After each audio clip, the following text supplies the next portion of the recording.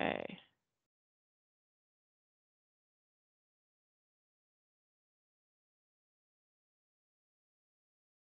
Great. Okay, so now that we have gotten started, I wanted to kind of kickstart it off to let you know that this is a series of different workshops that we'll be providing in the Research Center.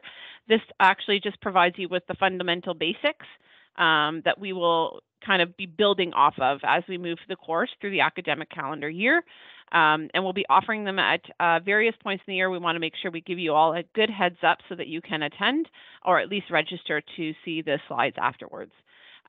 We will be trying to offer them during peak times in the year. That would be like reading breaks, for example, planning weeks, such as this week, for example, and then moving forward, nowhere around our summer breaks, obviously. So just pay attention to the emails as they kind of come forward, and we'll be offering this one again in the new kind of calendar year, which is in August. Awesome. So just to kind of verify, everybody can see the presentation? Awesome. Great. Okay, so I wanted to kind of kickstart us off with talking about, what is research and really giving a good breakdown of what the term research means. Obviously, when we say research, it tends to scare people off. I can't count the number of times I've heard people say, well, I don't do research and I don't even want to do research. Because that's just too complicated. What I'm here to do today is to break it down for you and say it's not complicated, it's relatively simple. And that you have supports available to you as you engage. And the biggest thing I want you to take home today is not only that, an understanding of what research is, the types of research, what constitutes research, and really what are the risks with engaging with research itself, and how do you mitigate those risks. And we're just going to touch on that very last point very briefly today. There will be another professional development opportunity that talks at more length about what is research itself.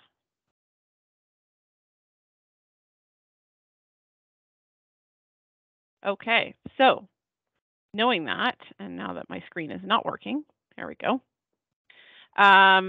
Okay, so what is research? What I really want to do with you today is talk about, what do you understand as being research?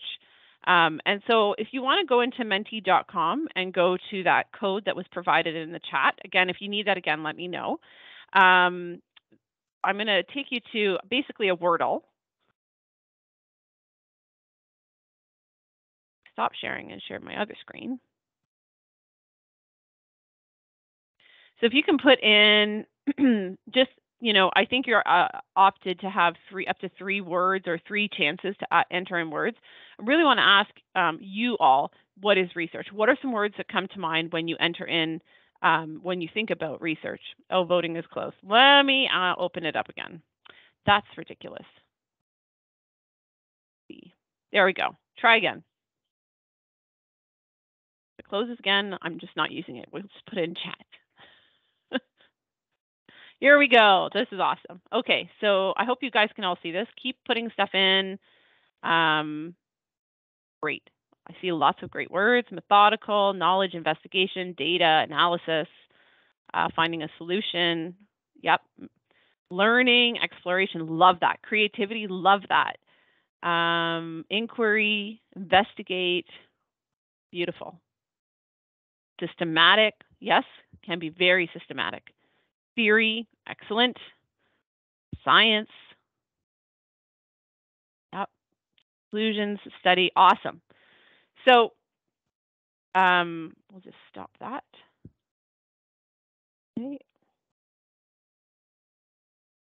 Okay, well, knowing that and knowing that you all seem to have a nice little kind of understanding of different things that constitute research, I want to go through basically exactly that. So if we take a look at this is the tri-agency, and the tri-agency is really made up of three specific funders: the Canadian Institute for Health Research, CIHR, the Social Sciences and Humanities Research Council, SSHRC as we call them, and then the National Sciences and Engineering Research Council, NSERC. They're the three major funders in the educational institutions within Canada, but there are others that exist. Most of the others that exist take their kind of understanding of research from the tri-agency. And so that's why I always go back to tri-agency, right? And tri-agency governs a lot of the policies and guidelines around research in educational institutes, but also they govern how to conduct research in an ethical manner. And we'll talk about that in a later PD option. So for tri-agency, research is really an undertaking intended to extend knowledge through a disciplined inquiry or systematic investigation. And you can see how some of the words that you've all mentioned reverberate in that definition. And this is all well and pretty, but I'm going to break this down for you even further because this is a very broad definition. And so it doesn't make, to me, it doesn't really help when somebody is not sure what research is or what they're doing as research. So let's go back to the types of research that exist. So there are two types of research. There's basic or fundamental research, and then there's applied research. And so within basic research, and this is something that we don't generally do in the college system, but basic research is really about experimental or theoretical work. And it's usually undertaken to acquire new knowledge in some kind of area, right? Or to help with understanding underlying foundations with things like observable facts, with a methodical kind of approach, and using a particular application to kind of get to that information. So generally, I categorize that as universities do this type of research. But there's also applied research, and that's really where the home for colleges is within applied research. And applied research is really an investigation that is undertaken to acquire new knowledge, but it's targeted towards something that's very practical and specific, and it has an objective in that capacity, right? In the college system, we undertake primarily applied research because we're always supporting our industry and community partners. So it could be businesses, it could be social service agents, it could be healthcare partners, a whole gamut, right? We always have a partner within our applied research projects. That's not to say that we don't engage in basic research. We do. There are some of us that do basic research. For example, if you're looking at teaching and learning or the scholarship of teaching and learning, oftentimes you will do basic research to really help expand an area of knowledge around teaching and learning.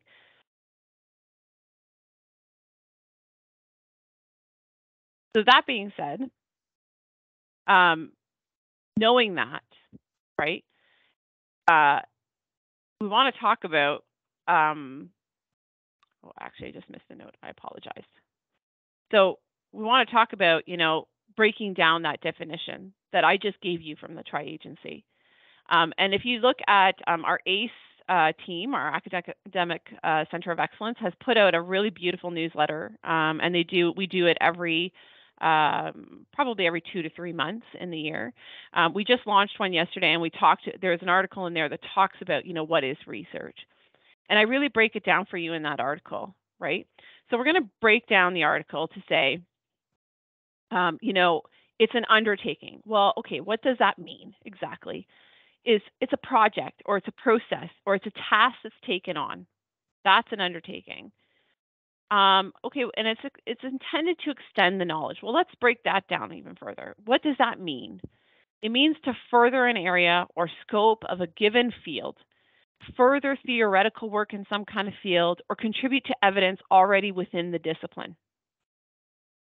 And then when they say in the same definition, through disciplined inquiry or systematic investigation, well, what that really refers to is an activity with a prospective plan that incorporates aspects like data collection or quantitative or qualitative questions or systematic collection, or data analysis to answer the question in some capacity. So knowing that we've kind of broken down that tri-agency definition, what's really most important for you all to remember, and when you want to ask yourself about, am I ready for research, or what do I need to know about research, or am I doing research already? You have to answer 3 questions. The thing is, so these questions are, and I've mentioned this in the article, have you developed a plan in answering the questions, such as collecting data or analyzing the data? Do you have a work plan associated with trying to answer that question? Do you have a question that you're trying to answer? Those are all fundamental kinds of key points that we need to consider if you're conducting research. So do you have a question, and then do you have a plan to answer that question? And then, is your intent to extend knowledge in an area or contribute to evidence by answering that question? All of those constitute, if you answer yes to all of those things, I absolutely believe that you're conducting research in some kind of manner, whether it be basic or applied. So I want to take you through a few key examples here. So a community partner, and feel free to chime in, by the way, you can unmute yourself. A community partner approaches and needs support in determining what their staff know about a certain process or procedure and how best to provide education on moving forward. And if that intervention, in terms of providing the education, is effective, can we say that that's research? And you can type that into the chat if you'd like. So looking at, they want to know about this process. They want to know, what did the staff know about the process, for example. And now how do we get the word out more if they don't know that much? And is that effective? Is that research? Put in the chat, yes or no. Can be. Yes. Yes. Absolutely. It's research. Now, is it applied research or basic? And I would argue that it's applied, because it's got a practical solution, right? It's got a practical objective, right? So that definitely is research. What if we look at the second example? An industry partner or business partner wants students to design a new prototype for collecting solar energy in housing, but requires the design expertise and help in building the prototype. Is this research? Totally different perspective. So they need help designing it and then building it. Yes or no? Yes, absolutely. Yes, it is.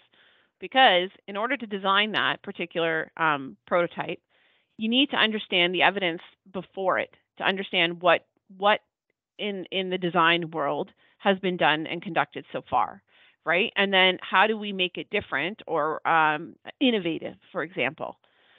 And then how do we create that prototype and go through the testing to understand? So yeah, both examples are key kind of examples of research.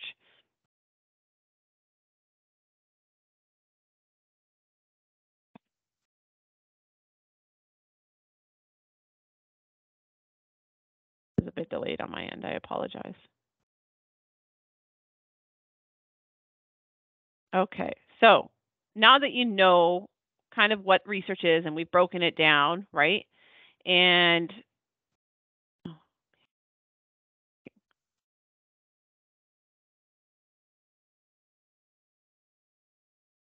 there we go. So the question remains, how do you engage with research? How do you, as an instructor, engage with, or as a staff, for example, engage with research? What are the options available to you? And even if you're adverse to a research approach, there are many benefits to engaging, right? So why is it important to engage? Well, let's review some of the points. You increase knowledge really in a given area. That's fantastic. But for your students, what does that mean, right? Well, you can link students to specific course outcomes or course objectives by engaging with research. You can also have students participate, right? So that they're creating some of the new knowledge or engaging in that process. You're linking to community members and industry partners who could provide knowledge for a specific course, and also be key kind of individuals when it comes time to students being employed later on. And students really, in the end, gain a real world experience in problem solving for specific objectives. So I'd like you to go back to Menti again, and I'm going to just change this.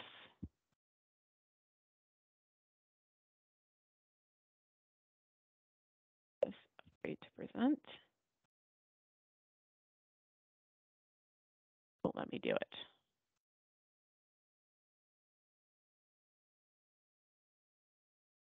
Okay. Well, maybe just in the chat, if you guys could all talk about, what are the benefits you see to a research approach for yourselves and also for students that might be in your classes. You can put those in the chat. Just general kind of comments.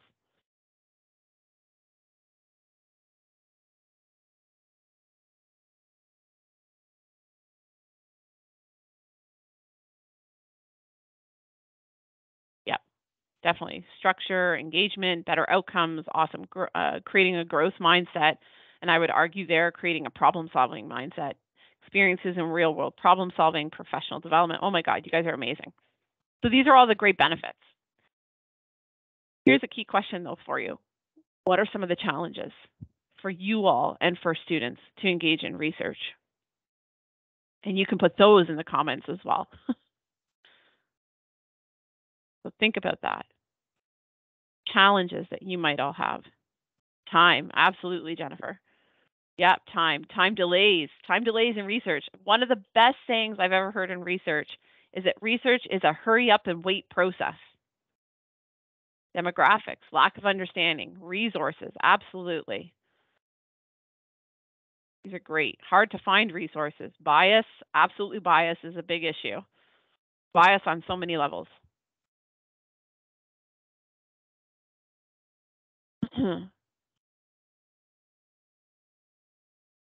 Okay, so with that in mind, I want you to keep those kinds of advantages, but also some of the challenges as we kind of move through, like why it's important to incorporate applied research into your own practice, but also into your courses.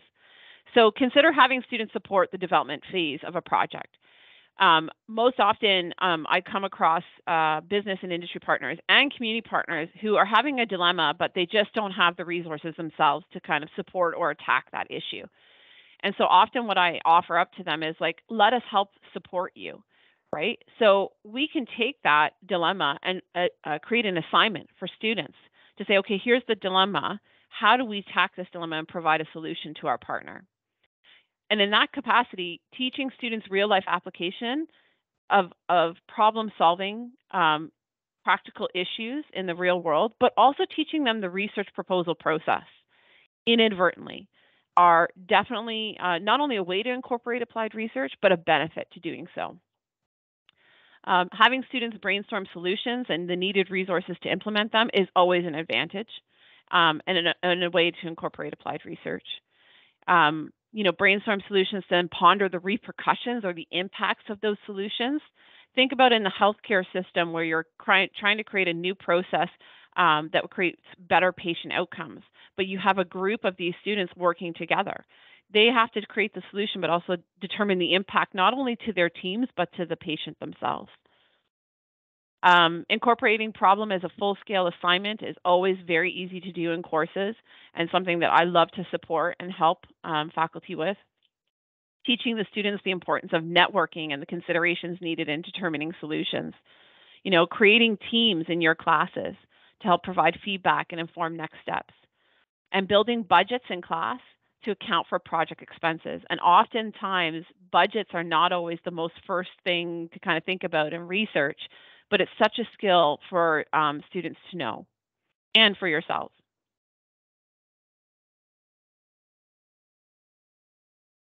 So how do you do that? How do you engage, and then and what supports are available to you, right? Well, you have the research center that's available to you at all times, and that's our job, is to really support you and the students as you engage. and the partner themselves. We provide the following supports, and these are listed on our websites, but let me break them down for you. Applied research policy interpretation. That includes our policies, but also tri-agency policies. And I see somebody mentioned ethics. It's also about ethics. What are the ethical repercussions? Liaising with funding agencies. We help to secure funding when it's needed. We investigate those research opportunities. So if something comes in from a partner or from yourself, we help you kind of break down that project and help it plan it out appropriately, ask the right questions and the methodology, et cetera.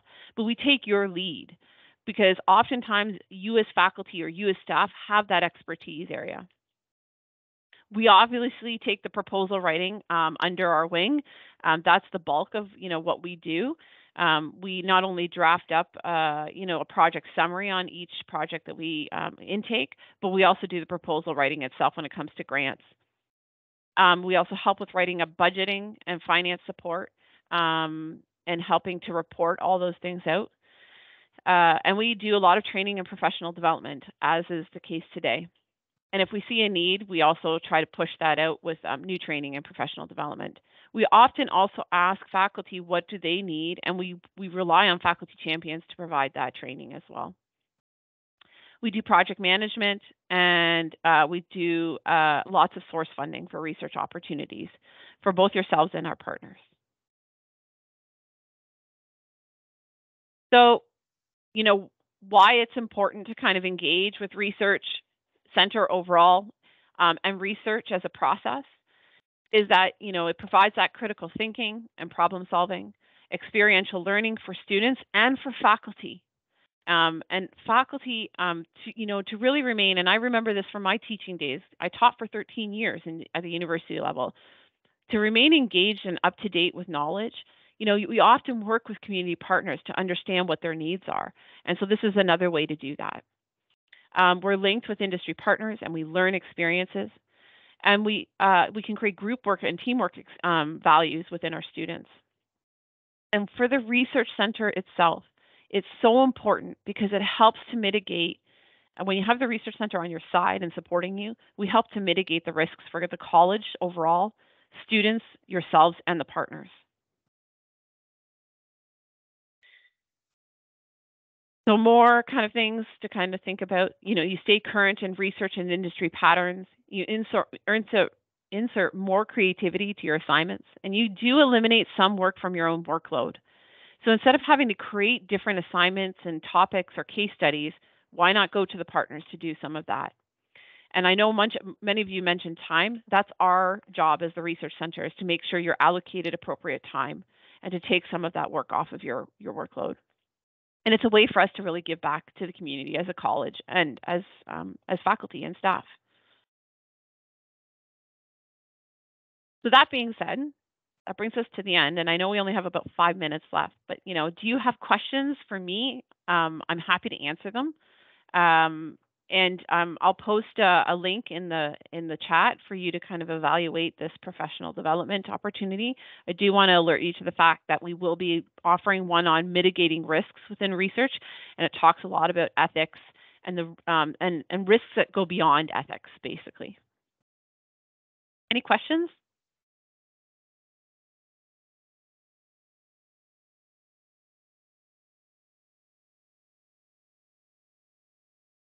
No questions? You guys are quiet. There we go. Oh, you're welcome. I hope that I can kind of, and that's the hope in doing 30-minute little discussions on what is research and all these topics, to make sure that it's understandable, it's not scary. That's what I'm here for. That's what Sid's here for. He's great too, to kind of answer your questions. Okay, I'm just going to post in the link, just a feedback form, if you don't all mind. And I think Sid's going to send this out as well.